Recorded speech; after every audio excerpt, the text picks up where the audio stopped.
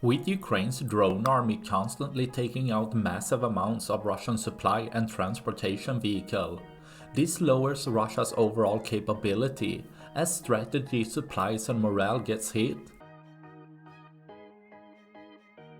With Russia not having any real protection against Ukraine's drones, relying primarily on electronic warfare, with the secondary defense of just shooting down the drone with their weapons.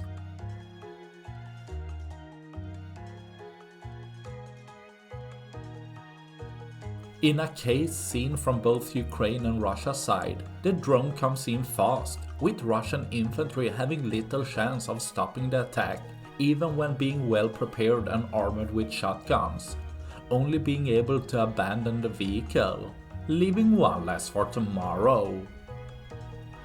That's all I had for this video. Please like and subscribe for more. Thanks for watching. Bye.